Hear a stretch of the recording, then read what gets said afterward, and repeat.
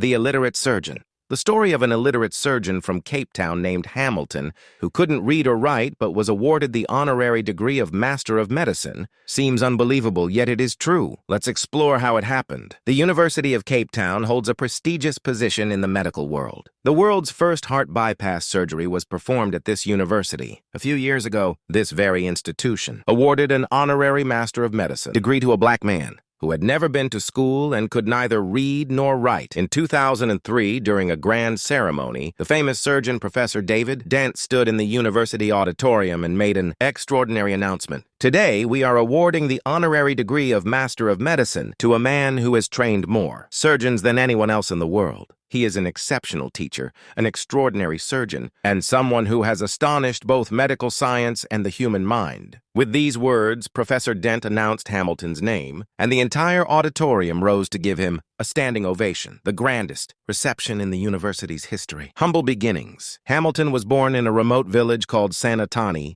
near Cape Town, South Africa. His parents were shepherds, and he spent his childhood wearing goat skin and wandering barefoot through the mountains.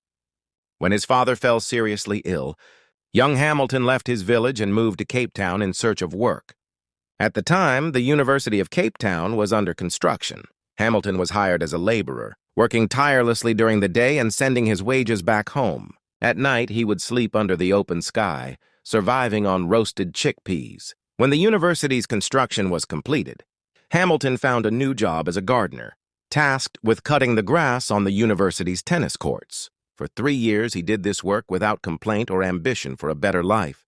A turning point. One day, a remarkable incident changed the course of Hamilton's life. Professor Robert Joyce, a researcher studying giraffes, wanted to understand why giraffes don't faint when they lower their heads to drink water. To investigate, he brought a giraffe into the university's operating theater. However, as soon as the surgery began, the giraffe moved its neck, disrupting the operation. Professor Joyce needed someone strong to hold the giraffe's neck still.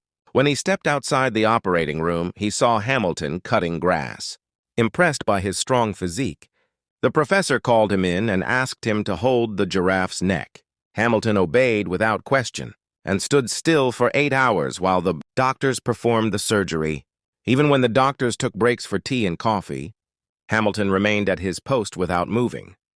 When the surgery was over, he quietly returned to cutting the grass. The next day, Professor Joyce called him back, and soon, assisting in these complex surgeries became a part of his daily routine. Without asking for extra pay or complaining, Hamilton held animals during surgeries for months, while continuing his gardening duties. Impressed by his dedication